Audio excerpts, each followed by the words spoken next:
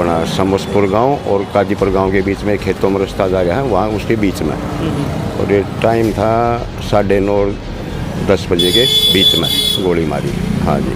कोई कारण पता चल पाया क्यों मारी थी? अभी तक कुछ नहीं चल पाया। वैसे उसकी गांव में किसी से कोई भी लागबाज दुश्मनी या लड़ाई झगड़ा कभी भी कुछ नहीं था।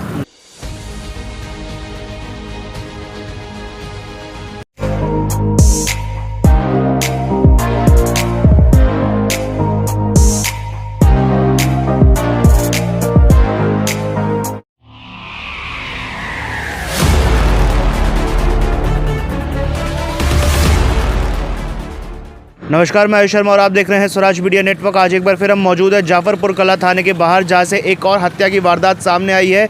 आपको बता दें कि एक एम्बुलेंस ड्राइवर जो राव तुलाराम हॉस्पिटल में कैट्स एम्बुलेंस चलाया करते थे, उनके घर से महज 2 किलोमीटर की दूरी पर करीब 1 दर्जन गोलियां मारकर हत्या कर दी जाती है। चश्मदीद के अनुसार कुछ लोग बाइक सवार पहले उनका रास्ता रोकते हैं और उसके बाद एक के बाद एक उन पर गोलियाँ चला देते हैं। ताबड़तोड़ गोलियाँ बरसा दी जाती है, जिसके चलते उनकी मौके पर ही मृत्यु हो जाती है। क्या कुछ परिवार का कहना है, परिवार के लोगों के साथ जुड़ते हैं और जानते हैं। इस वक्त मृतक के भाई हमारे साथ मौजूद है, उनसे जुड़ते हैं, उनसे बात करते हैं। सर, क्या नाम है आपका? राजेश कुमार।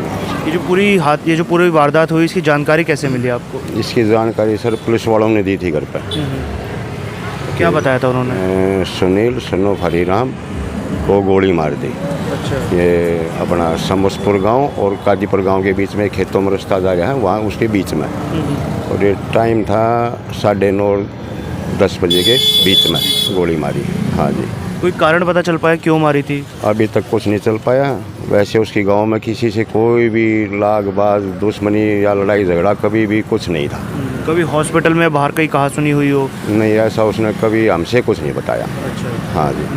कोई अंदाज़ा कितने लोग थे जो इस पूरी वारदात में शामिल थे? इसमें सर मोटरसाइकिल पे 2 लोग थे।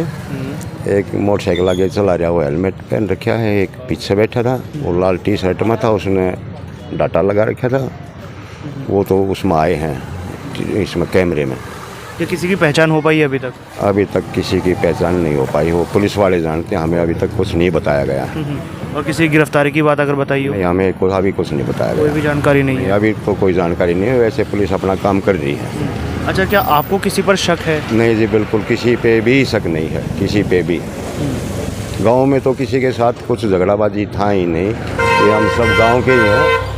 किसी से भी पूछोगे तो कोई झगड़ाबाजी कभी था ही नहीं। परिवार में कितने लोग थे उनके? उसके परिवार में उसकी माँ है, उसके साथ उसकी एक बीबी है, उसकी एक लड़की है 4 साल की, एक लड़का है 3 महीने का, 4 महीने का। तो मृतक सुनील के भाई राजेश इस वक्त हमारे साथ मौजूद थे। उन्होंने बताया कि किसी पर भी उनको शक नहीं है और ना ही सुनील की कभी किसी से कोई कहा सुनी लड़ाई झगड़ा हुआ जिसके चलते किसी पर शक किया जा सके कि उसी व्यक्ति ने हत्या की होगी। फिलहाल आपको बता दें कि अभी तक किसी की गिरफ्तारी नहीं हुई है, परंतु CCTV फुटेज के आधार पर कुछ लोगों की पहचान की गई है, जिसमें से एक लाल टी शर्ट पहने एक लड़का जो मोटरसाइकिल पर सवार होकर आया, जिसने सुनील पर ताबड़तोड़ गोलियां बरसा दी।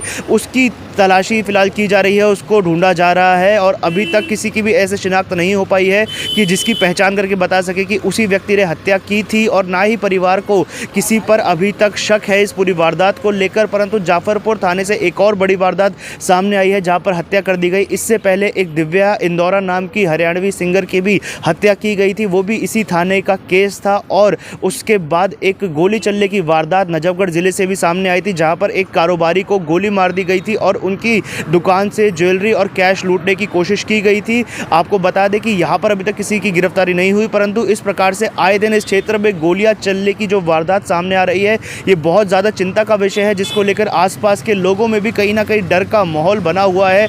आम आदमी अब सुरक्षित महसूस नहीं करता। अगर एक कारोबारी को उसकी दुकान में गोली मार दी जाए, एक एम्बुलेंस ड्राइवर को घर जाते हुए बीच रास्ते में गोलियों से भून दिया जाए, तो कहीं ना कहीं पुलिस भी बहुत बड़े सवालों के घेरे में आकर खड़ी हो जाती है। अब हम चाहेंगे कि इस वीडियो को आप लोग ज़्यादा से ज़्यादा शेयर करके दिल्ली पुलिस के आला अधिकारियों को टैग करें, ताकि उनके संज्ञान में पूरा मामला आए और दिल्ली के इस क्षेत्र से जो इतना क्राइम सामने आ रहा है, इसको संज्ञान में लेकर जल्द से जल्द पुलिसिंग को और ज़्यादा सख्त किया जाए, ताकि ऐसी वारदातें इस क्षेत्र से आनी बंद हो सके। इस पूरे घटनाक्रम के बारे में आप लोगों के जो भी विचार है वो आप हमें कमेंट बॉक्स के माध्यम से ज़रूर बताएं। कैमरा पर्सन निशा के साथ मैं आयुष शर्मा और आप देख रहे थे स्वराज मीडिया नेटवर्क।